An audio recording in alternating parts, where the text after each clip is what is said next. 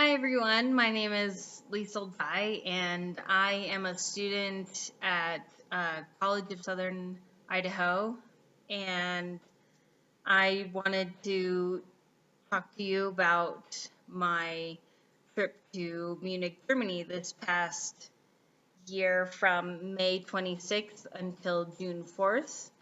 And I wanted to share it on the actual CSI webpage because I was the only student from CSI. No surprise there, but um, I just feel like a lot more. I didn't even know about this trip um, until someone from my sister's BSU group said that I could go to Germany. So um, I just took that opportunity, and I highly suggest that if you are even remotely thinking of studying abroad or going with finding someone that's doing some sort of study abroad group, whether that's BSU or ISU, which I did this past year. I highly suggest you doing it because it was just an amazing trip, and um, seeing the different ways that Germany or Europeans live compared to the US is substantial, and it was just rewarding in so many ways. And I made a ton of friends from BSU, ISU, and we still stay in contact through Facebook or for anything else. So I just wanted to talk to you about my trip. I'm just gonna breeze over what we did day to day. So the course was taught by Professor Elizabeth Reichart, um, and her husband traveled along with her, Bob, and they both are great people. They're really fun to be around, and um, super informal. They, I mean, every question that we asked, they were really helpful and and really nice. So I was really fortunate to, uh, especially talk with Bob a lot, and and just get to know everyone. So I arrived earlier. I arrived on May 25th, and I didn't really know how the classes were going to go, so I wanted that day to rest or go venture or whatever. I wanted to have that day kind of to myself, and it was pretty awesome because I found a friend that stayed with me at the Goth Hotel, which is where we all stayed. And he arrived a day early, so we kind of got to know each other and walked around, and it was just nice to be with someone and have someone speak English, um, and just experience it with another person. So we all did a meet and greet on the 26th, and um, and that's how I found out that I was the only CSI student. So that was really fun, and everyone was, super conversational and fun and happy to be there. And that was really a breath of fresh air. So on the 27th, so about 2 blocks from where we were staying was the main train station in Munich, and it was really big, and there was a lot of delicious, delicious food, and a lot of trains going, everywhere. So we met, so there was a Starbucks, believe it or not, right when you enter on the left side, and Ben Hoff's mission was just a little down the way, and that was it seemed to have a religious background, which they didn't even press any religious views or anything. It was just kind of, what's the word I'm thinking? It was um, a breath of fresh air, and like it wasn't like pressing the religious views in any sort of way. And I really enjoyed this first outing because we didn't get a tour of the place, but the women gave us history about it, when it started, and how they're doing today. They have a lot of social workers there, and uh, they even said that if a person like had to get out at that moment, like it was an emergency, then they sometimes pulled together a ticket and get them back home. And I just was very moved by Van Hoff's mission because it was just um, it was amazing.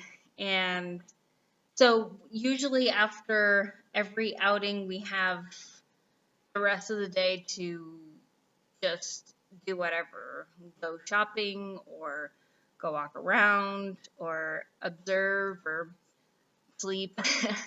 So after that, I just met up with my friends and we just kind of walked around, and that's basically what I did every day um, after the outings.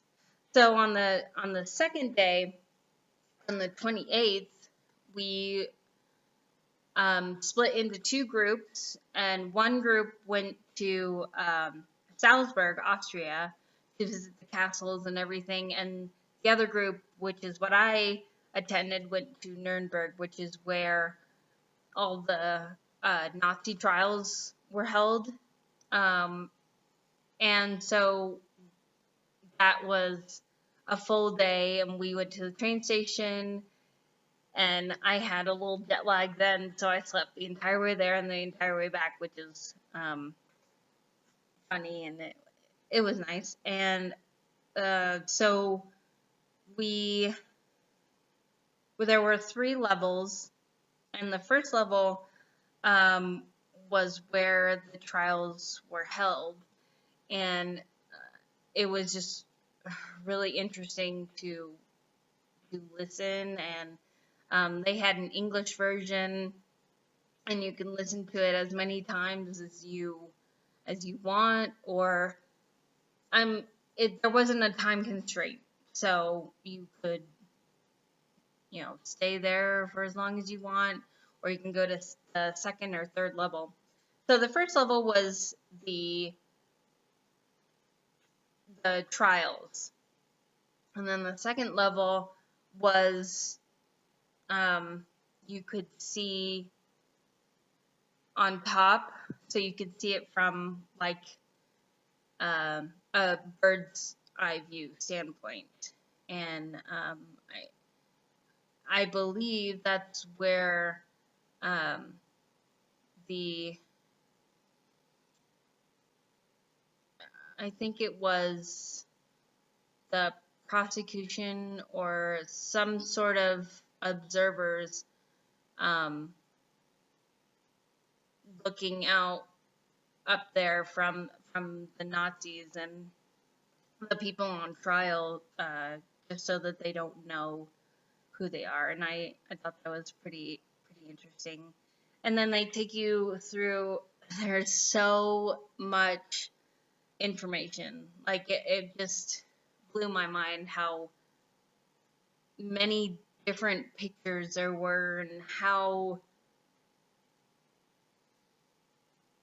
long it was. um, there was just a lot of information. It was just like, I think that's probably why I slept on the way back, was because it was just a lot to take in. So they had a whole bunch of pictures and the standpoint from the U.S. and what was happening in Germany at that time.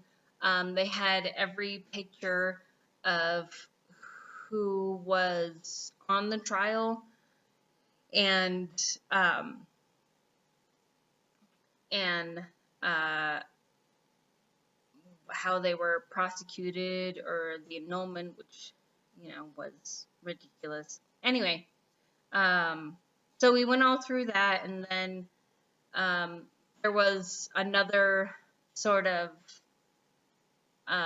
section that I didn't really get to see much because it was about time to go with my little group. So then after that, we walked around and we ate lunch, which was a lot of fun. And there, and we walked around. We saw I believe it was, let me see, that was 28th.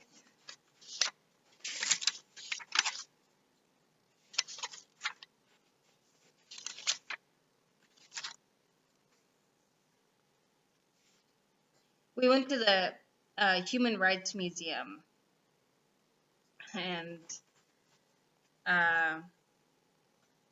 my feet were killing me, so I just looked at the really old swords and medieval stuff that I'm just into, and then I just sat down because it was exhausting. So we went to the museum, and then we started traveling back, and that was a full day.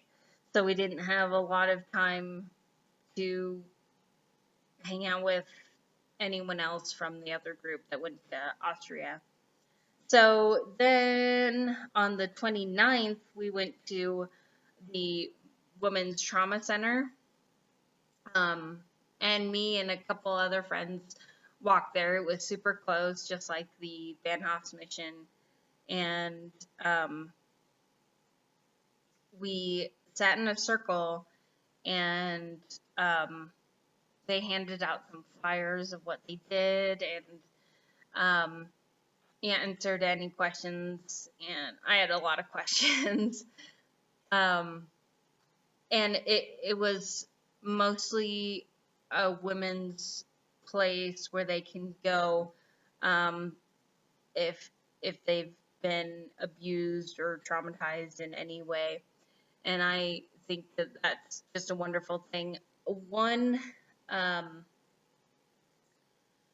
counseling group that they offer does have, it's family oriented, so it does have a male section, but that's it. That's as far as men go. And I'm pretty sure if men are traumatized, they can go there, and then the women's trauma center can refer them to something else. But so we just sat there and talked about what they did, and they're going to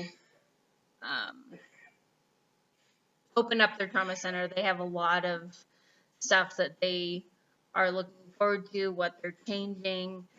So that was pretty exciting.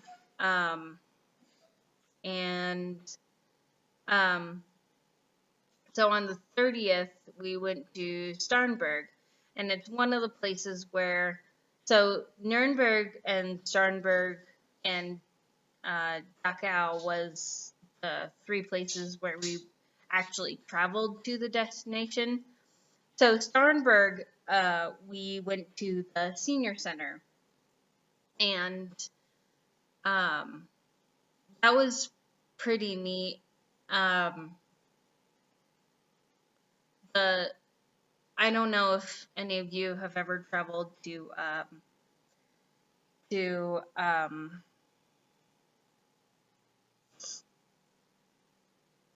what's that place called? It's right by Cape Cod, I believe. Um, Nantucket.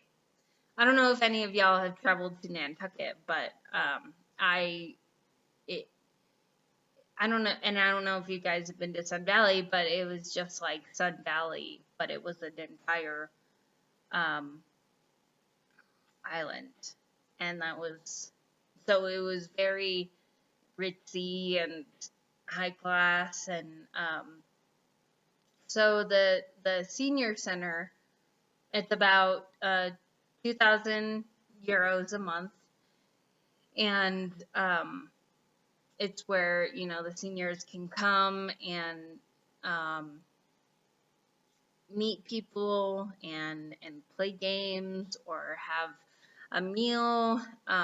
It's a great place to go, and the woman that was running it was just super happy. She spoke like perfect English, and it was an amazing place. What moved me the most when we went to Sternberg was um, the walk to the senior center. The woman showed us all these things that they changed throughout Starnberg to adapt and help the disabled, like the blind. There's um, these walkways that the blind can feel for, and they know when to stop, when there's like they have their own system of getting around town, and I just thought that it was just amazing and moving, and I wish that the U.S. had some sort of way to do that, and it was the same with the disabled with handicapped when um, they were handicapped or deaf, like they just accommodated all of them, and I loved it, and I wish that the U.S. would do something here to um,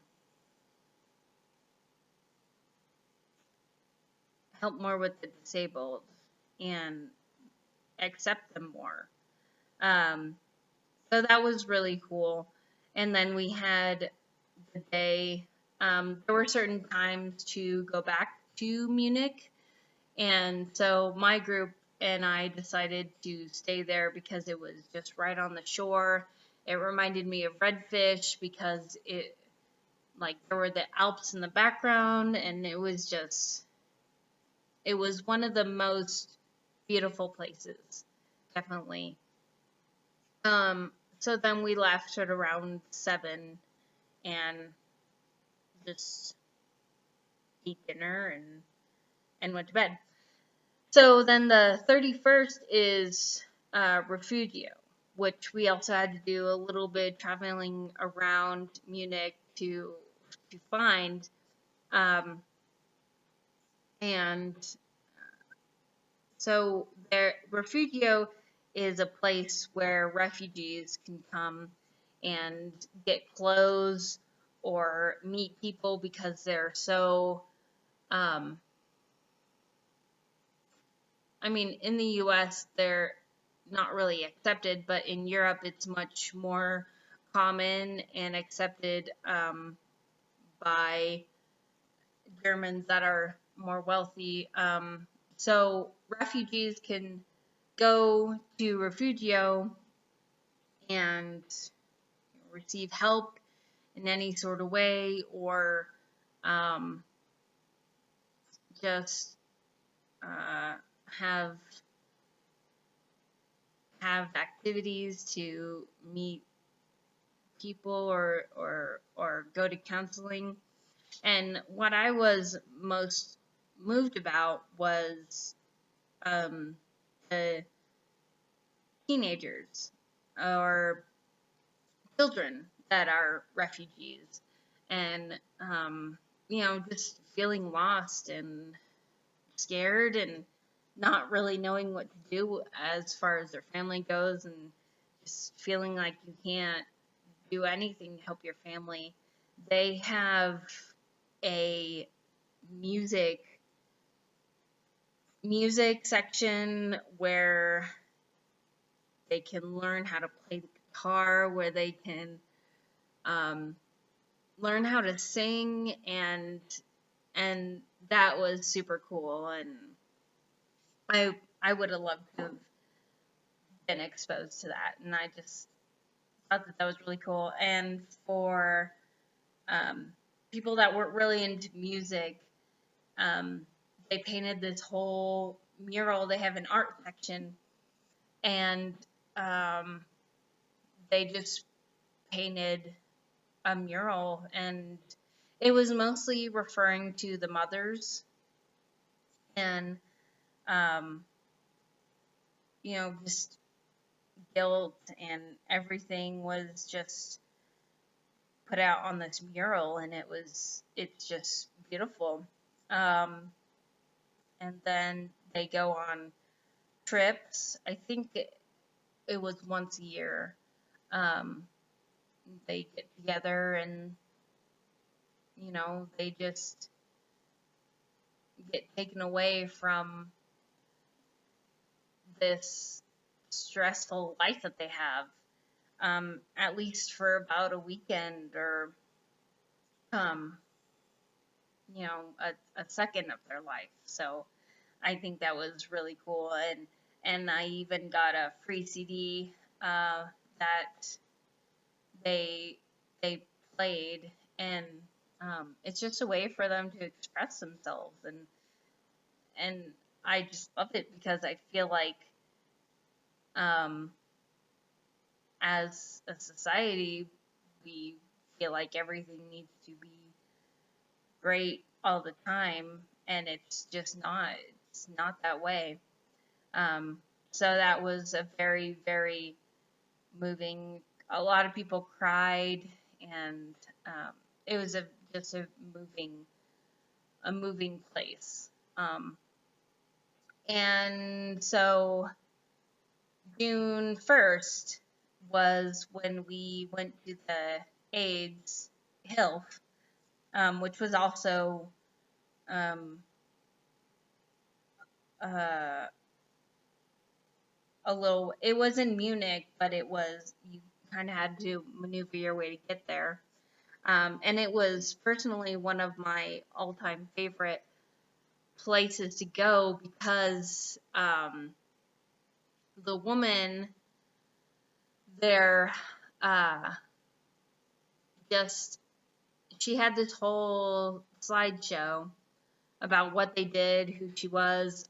She was a social worker, and they have um, these sterilizing machines, and they have 20,000 placed all around Munich to sterilize needles. And I was just in awe over that because I love that they did that. And it's not a trap for police men to get criminals. It's just to sterilize their needles and to be healthier, and it's just not a trap. And I'm still in awe about it because I just think that was an amazing thing. So they have these 20,000 machines to sterilize needles, and they also distribute condoms. And the woman talked about this pill that they found, um, But if you have AIDS or HIV, you could take it just as soon as possible, and as soon as you know that you have HIV, and it allows you to have unprotected sex without risking infecting the other person. And like, it's just so amazing to me that technology has come that far, because you can't cure it, but you can definitely make it so that you can't give it to anyone else, and hopefully um, get it under control. And they also have they're donation based. Most of these places are donation driven, and so this health AIDS health place has a cafe. Um, some hours designated to the public, and everything, all the proceeds go to health. So they have designated hours for the public, and then they have designated times for people with AIDS.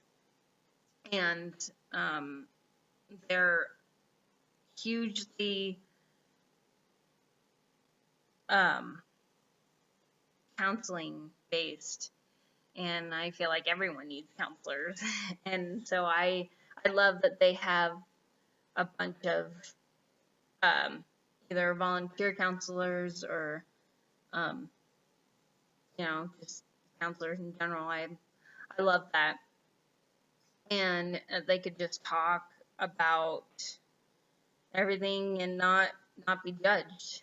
And I just loved it, and I was so moved. Um, so June 2nd was, of course, the day that everyone was looking forward. We went to Dachau. It was dark and just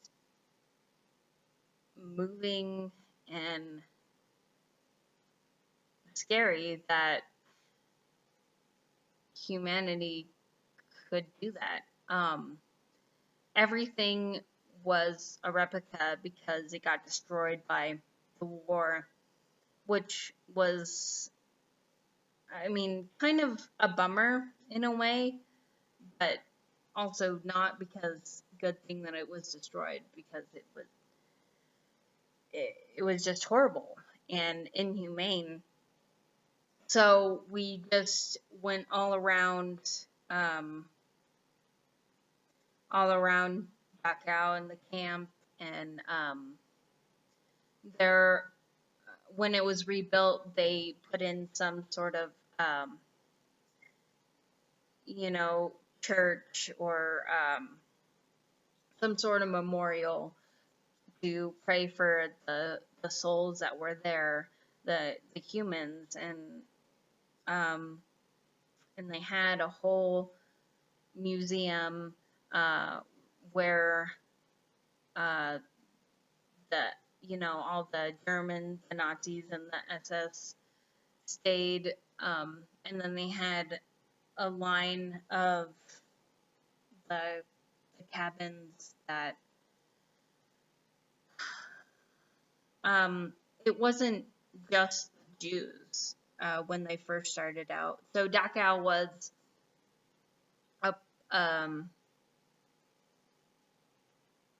a picture perfect place that all the other camps had to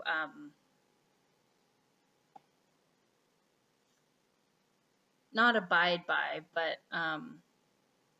that they um,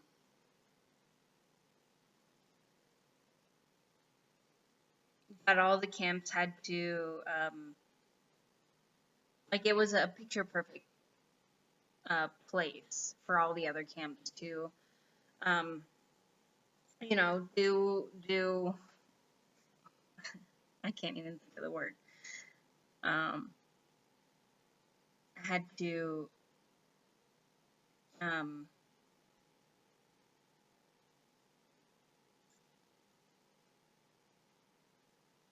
um, see themselves after. Anyway, moving on. Um, and so all the houses that were there before and got destroyed were just blocked off. So there were like 30, um, 30 houses that held all the Jews, all the political people that rose against Hitler, and um, at the beginning, at the gates, you see in German, work makes you free, and um, it it was just dark, and um, everyone was quiet when we walked through. Um, it was just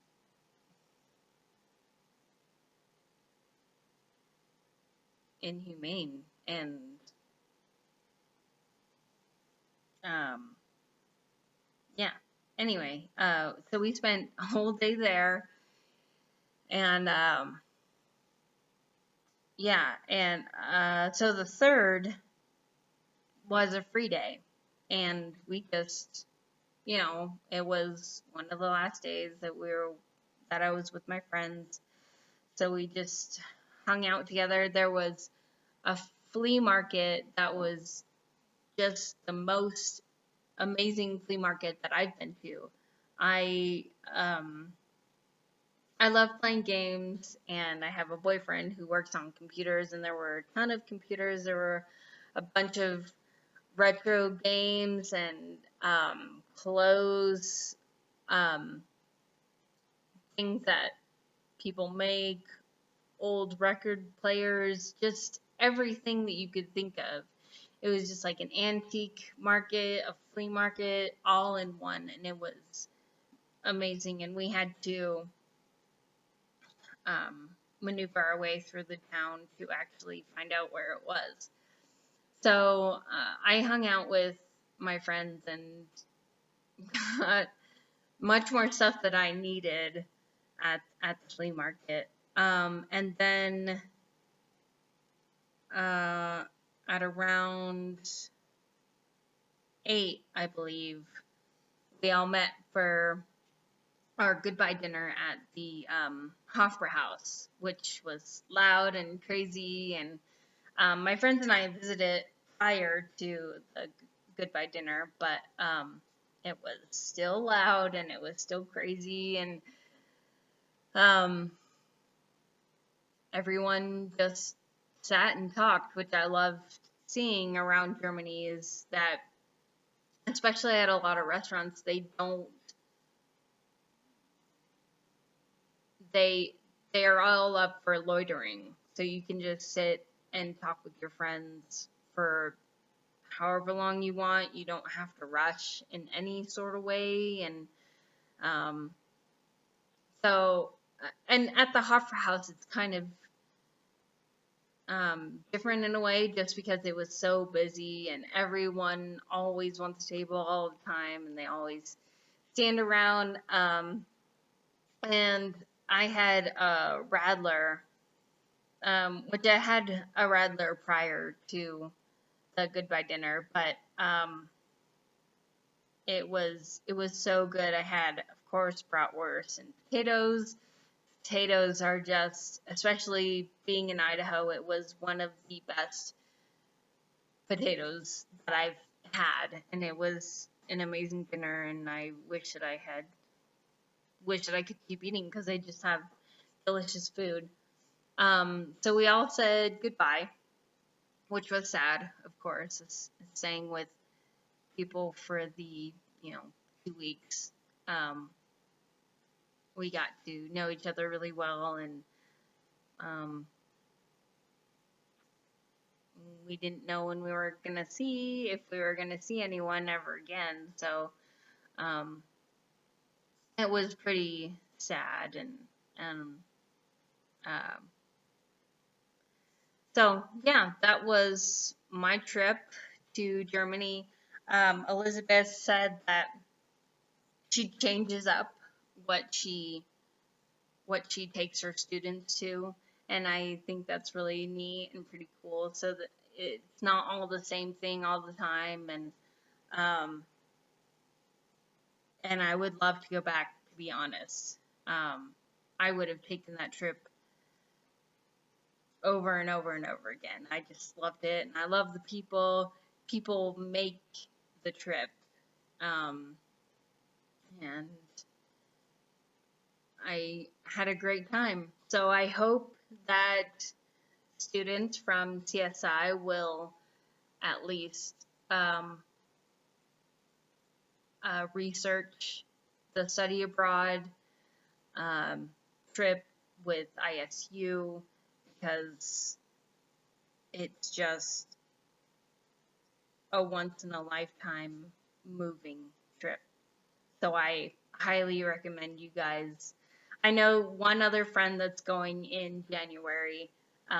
That's a BSU student, so I'm very excited for her to go. So I hope that you guys want to go now, and I hope that you go, because it was so much fun, and good luck with everything. Thank you.